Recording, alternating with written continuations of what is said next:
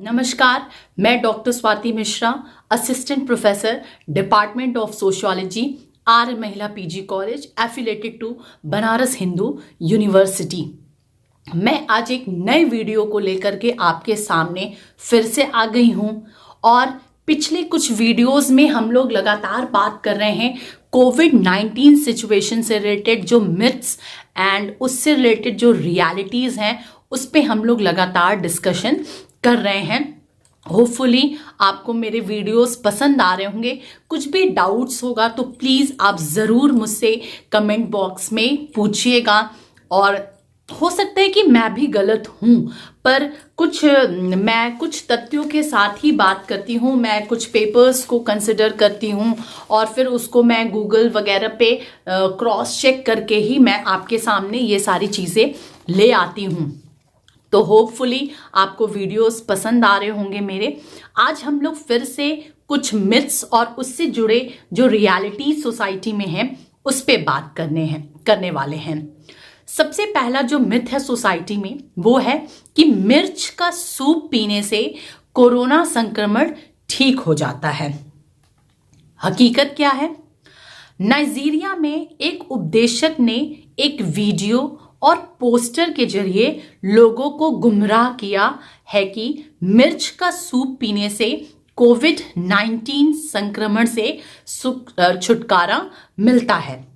मिर्च soup Nigeria का एक पारंपरिक आहार है। आप जानते होंगे कि नाइजीरिया जो है वो अफ्रीकन कॉन्टिनेंट का एक कंट्री है, लेकिन यह कोविड-19 संक्रमण का इलाज नहीं है। पहला मिथ ये और उससे रिलेटेड जो रियलिटी है वो मैंने बताया। नेक्स्ट मिथ है कि तेज बुखार खांसी होते ही तुरंत अस्पताल जाएं। हकीकत क्या है कि एम्स के निदेशक डॉक्टर रणदीप गुलेरिया का कहना है कि कोविड-19 महामारी के इस समय में बहुत जरूरी होने पर ही अस्पताल जाए जब आपको सारे सिम्टम्स नजर आ रहे हैं। वैसे तो बहुत सारे पेशेंट में सिम्टम्स है ही नहीं, दिख भी नहीं रहे हैं, पर इन केस अगर आपको सिम्टम्स नजर आ रहा है, जैसे आपको सर्दी खांसी भी है, आपके गले में भी दिक्कत आ रही है, आपको ब्रीदिंग प्रॉब्लम भी है, आपको डायरिया भी हो रहा है, उल्टी की भी समस्या हो रही है, अगर ये सारे सिम्टम्स, हाई फीवर है, सबसे बड़ा सिम्टम्स यही है, अगर आपको ये सारे सिम्टम्स नजर आ रहे हैं तभी आप हॉस्पिटल जाएं। इससे स्वस्थ व्यक्ति में संक्रमण होने का खतरा बढ़ जाता है, क्योंकि अगर आपको नॉर्मल फ्लू है या सीजनल फ्लू है और आप हॉस्पिटल जा रहे हैं या एक्सपोज हो रहे हैं एनवायरनमेंट में या दूसरे संक्रमित व्यक्तियों से, तो आप में खतरा बढ़ जाएगा।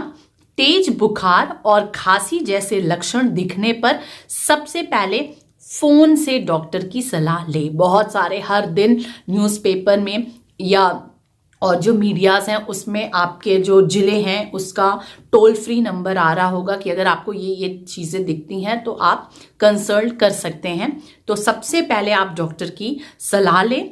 कई और दूसरे लक्षण भी मायने रखते हैं, इसके बाद ही आगे की प्रक्रिया को जारी रखें। नेक्स्ट जो मिथ है सोसाइटी में वो है कि ब्लैक टी पीने से कोविड-19 का संक्रमण समाप्त हो जाएगा।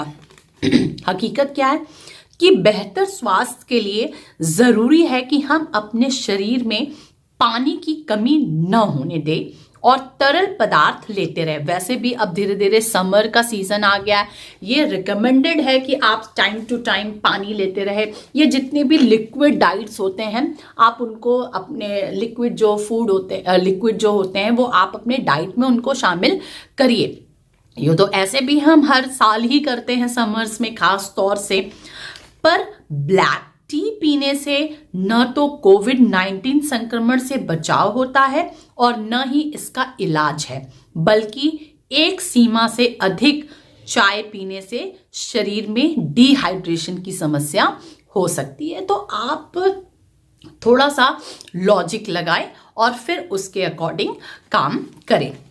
नेक्स्ट है, बहुत इंपॉर्टेंट है ये, कि मास्क से कोरोना संक्रमण से बचाव नहीं होता।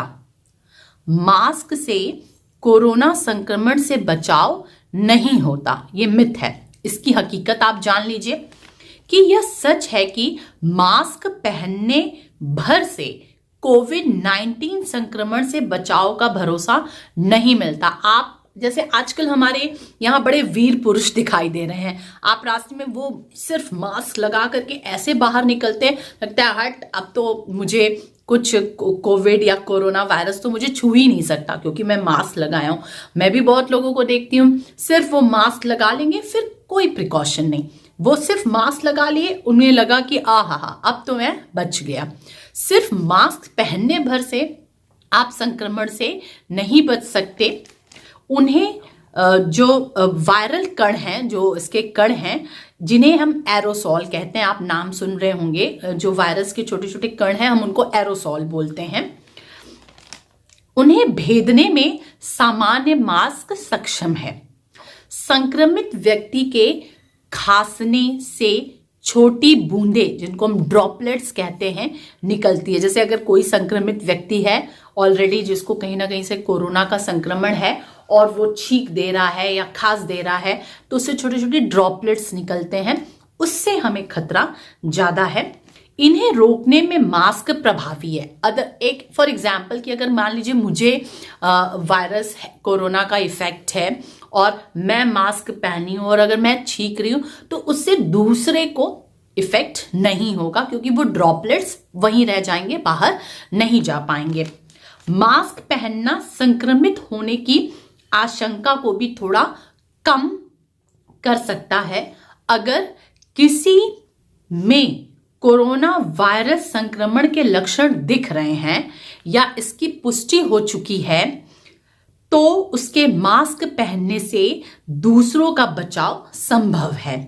संक्रमण ग्रस्त लोगों को की देख रेख कर रहे लोगों के लिए मास्क जरूरी है, इसलिए मास्क का प्रचलन हमारे यहाँ आया क्योंकि अगर ऑलरेडी हम इफेक्टेड है तो मास्क को हम पहने ताकि दूसरे इफेक्टेड न हो। नेक्स्ट मिथ है कि पानी से हाथ धोना भी है काफी, साबुन जरूरी नहीं है। इस पे मैं ऑलरेडी एक बार बात कर चुकी हूं कि पानी से जो बार बार पानी से हाथ धोना ही बहुत सफिशिएंट नहीं है, आपको साबुन से हाथ धोते रहना चाहिए। और जब चूंकि उस पे जो उसके जो वायरस पे मोटा लेयर होता है फैट का, उसको साबुन के से जो झाग उत्पन्न होता है उसी से तोड़ा जाता है। तो ये सारे मिथ्स पे मैंने बात की और होपफुली आपको समझ में आ गया होगा। बार बार रोज ही एक बात कहना, कुछ और ऑप्शन भी नहीं है हमारे पास। और आप हमें ज़रूर बताएं कमेंट बॉक्स में कि आप अपने लॉकडाउन पीरियड को कैसे आप बिता रहे हैं, क्योंकि हर इंसान के अंदर एक अपनी खूबियां होती हैं। आपको कुकिंग का शौक है, बेकिंग का शौक है, आपको सफाई का शौक है, आपको क्रिएटिविटी का शौक है, आपको बच्चों को पढ़ाने का शौक है, आपको कुछ किताबें पढ़ने का शौक है। तो ज़रूर मुझे बताएं कि आपका लॉकडाउन पीरियड कैसे जा रहा है। हाँ, और एक बात और मैं आपसे हाथ जोड़ करके विनती कर रही हूँ, चूँकि मैं ऐसा करती हूँ, मैं सिर्फ कहने पे नहीं यकीन करती हूँ, मैं ऐसा करती हूँ कि आप जहाँ भी रहिए आप ज़रूरतमंद लोगों को ज़रूर सहयोग करें। बहुत सारे जरिए हैं। कुछ लोगों ने मुझसे बोला कि अरे हम लोग तो बाहर नहीं निकल सकते, हम लोग कैसे मदद करें। तो हमारे आसपास की बहुत सारी एजेंसीज काम कर रही हैं जो लोगों को सहयोग, आपसे सहयोग लेके दूसरों को सहयोग दे रही हैं। तो हमारी एक रिस्पॉन्सिबिलिटी बनती है कि हम अपने कुछ अंश उन्हें दे जो हमारे ज़रूरतमंद है, क्योंकि अभी 1.5 महीने बीते हैं। 1.5 महीने में इतने चैलेंज आए हैं, तो आगे 1 महीने 1.5 महीने में बहुत चैलेंज आने वाले हैं सोसाइटी में।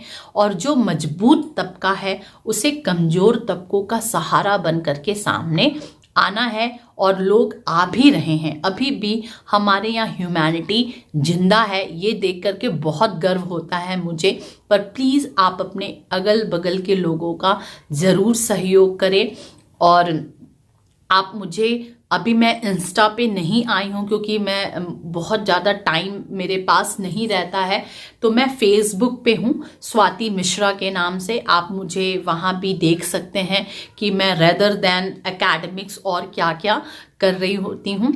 तब तक आप खुश रहिए, घर में सुरक्षित रहिए घर में, और जो भी प्रशासन और सरकार द्वारा जो हमारे दिशा निर्देश जारी हो रहे हैं उनको जरूर फॉलो करिए। बहुत न्यूज़ के चक्कर में मत रहिए, खुश रहिए, मस्त रहिए, स्वस्थ रहिए। Bye bye.